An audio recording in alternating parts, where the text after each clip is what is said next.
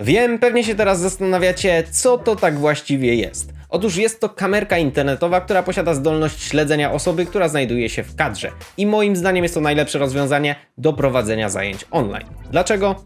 Zapraszam do recenzji.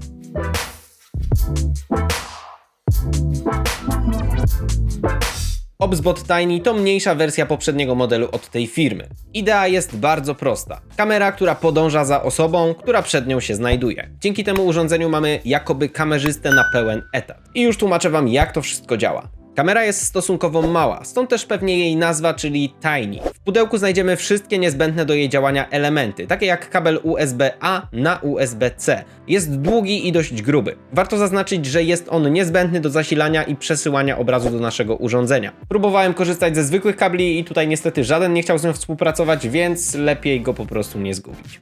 Drugim istotnym elementem jest taka składana magnetyczna podstawka, dzięki której zamontujemy kamerę na naszym monitorze, czy nawet nad ekranem laptopa. Magnes jest bardzo silny i nie ma też problemu z trafieniem w niego, bo jego powierzchnia jest spora. A więc sam montaż całego zestawu jest naprawdę bardzo prosty. Jednak nie jest to jedyna możliwość montażu, ponieważ od dołu znajdziemy też regularne mocowanie na śrubę 1/4 cala, więc wystarczy mały statyw i też bez problemu ulokujemy tę kamerę obok naszego monitora. U dołu znajdziemy też gumowy pierścień, a więc nawet w sytuacji, gdybyśmy nie chcieli jej mocować, można spokojnie położyć ją na blacie czy nawet podłodze i kamera nie powinna się sama przesuwać. Z tyłu znajdziemy dwa wejścia. Jedno to wspomniane złącze USB typu C, natomiast drugie to zwykłe wejście do zasilania. Ale zasilacza nie ma w zestawie, bo tak jak wspominałem, kabel USB typu A na USB typu C w zupełności wystarcza. Patrząc od przodu znajdziemy jeszcze dwa mikrofony, które mają ponoć dobrze radzić sobie z redukcją hałasu, ale o tym za moment. Kolejna sprawa to długi, błyszczący czarny panel, pod którym ukryte są diody, które wskazują nam tryb pracy kamery. Całość opisana jest dokładnie w instrukcji, ale najważniejsze są kolory żółty, zielony i niebieski. Całość przypomina samochód Davida Hasselhoffa z jednego starego serialu. Niemniej jednak komunikacja jest ultra prosta i u mnie nie sprawiała żadnych problemów. No i może kilka słów o niej, bo w sumie jest najważniejszą zaletą tej kamerki. Przede wszystkim kamera ma możliwość pracy w dwóch trybach. Jeden to tryb statyczny, natomiast drugi to właśnie ten, w którym kamera podąża za nami.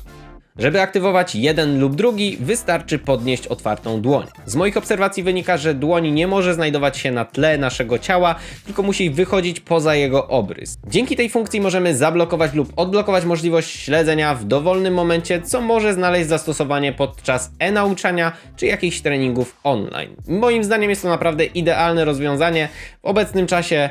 Ale przechodząc dalej, nie jest to jedyny gest, który obsługuje kamerka. Drugi to palce ułożone w kształcie litery L. Ten z kolei powoduje przybliżenie bądź oddalenie obrazu. Po jego wykonaniu kamera automatycznie przybliża lub oddala obraz dwukrotnie.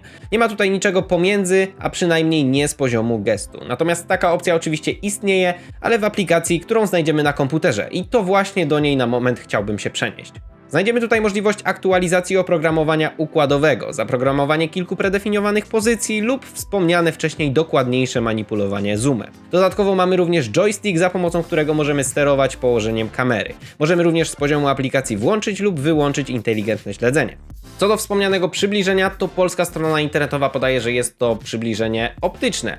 No i na to wskazywałaby dość spora budowa obiektywu. Natomiast w rzeczywistości jest to tylko zoom cyfrowy i tutaj muszę przyznać, że jakość obrazu zaczyna się robić już całkiem nieciekawa. Ogólnie co do jakości, to maksymalna rozdzielczość, w jakiej kamera może nagrywać, to tylko 1920 na 1080 pikseli w 60 klatkach, lecz mimo wszystko jest to i tak świetna rozdzielczość dla rozmów online.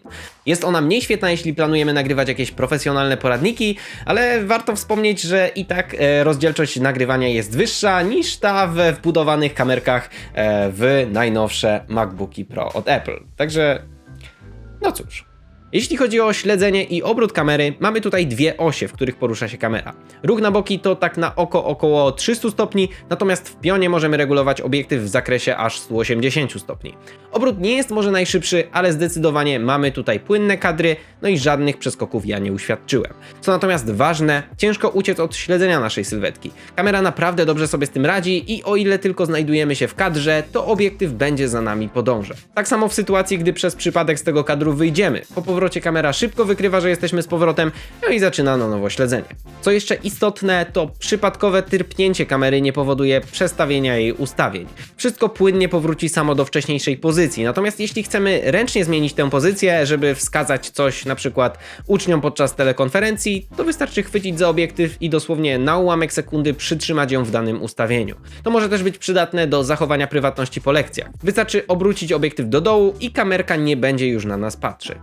I tak jak już wspominałem wcześniej, wszystkie działania sygnalizowane są na świetlnym panelu kamery. Zielone światło zapalone jest w momencie, gdy kamera działa normalnie i wykrywa postać w kadrze w momencie śledzenia. Gdy zgubi daną osobę z pola widzenia, wtedy włącza się żółte światło, natomiast wykrycie gestów sygnalizowane jest przez światło niebieskie.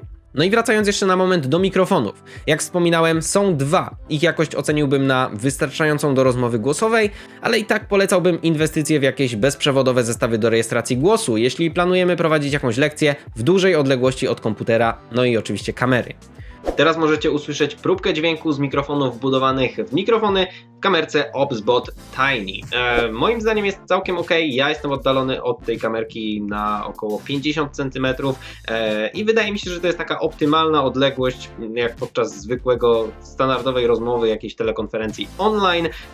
Także tak to brzmi. Natomiast jeżeli ktoś z Was planowałby się oddalać faktycznie od tej kamery, to tutaj zaczyna się robić już troszeczkę gorzej. Aczkolwiek dźwięki z otoczenia, te szumy i jakieś hałasy są całkiem fajnie izolowane, natomiast jest faktycznie gorzej. Co możecie usłyszeć teraz, więc tutaj naprawdę polecałbym zainwestować w jakiś mikrofon bezprzewodowy, dzięki czemu nie utracilibyście jakości samego dźwięku podczas nagrywania z daleka. Można takie zestawy podpiąć oczywiście pod komputer bezpośrednio, no i prowadzić standardowe lekcje online. Także tak to wszystko wygląda. Jeszcze szybko wspomnę o możliwości manipulacji ustawieniami takimi jak balans bieli, prześwietlenia, kontrast i tak dalej. Nie jest to może duży zakres zmian, ale zawsze można się trochę pobawić, jeśli nasza twarz jest strasznie prześwietlona. Ja nie miałem z tym dużych problemów i raczej kamerka dobrze radziła sobie z automatyczną korekcją światła. Niemniej jednak fajnie, że można to łatwo zmienić w komputerze. No i tak jak już wspominałem, ja osobiście uważam, że jest to naprawdę idealne urządzenie do prowadzenia zajęć online, jeśli nauczyciel na przykład prowadzi zajęcia przy użyciu tablicy w sali lekcyjnej, z której prowadzi te zajęcia online.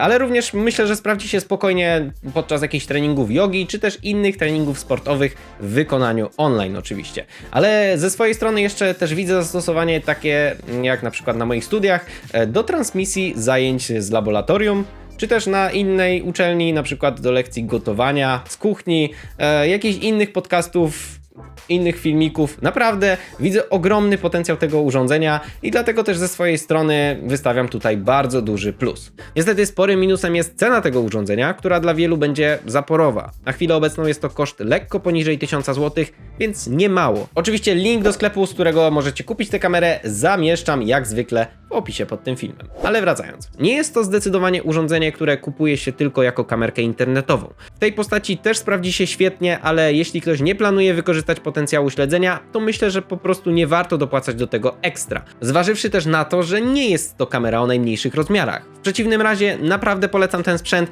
bo ma on spore szanse na rozwój w otaczającym nas świecie. Dajcie mi znać, co wy sądzicie o takim urządzeniu. Czy jest to bardziej bajer, czy może faktycznie coś, co pozwoli na ułatwienie nam pracy? Ja ze swojej strony bardzo wam dziękuję, że dotrwaliście do tego momentu. Jeżeli wam się podobało, to zachęcam oczywiście do rozważenia subskrypcji, do kliknięcia lajka, czy tam dzwoneczka i tak dalej do wszystkich moich social mediów. Również zapraszam. Dziękuję.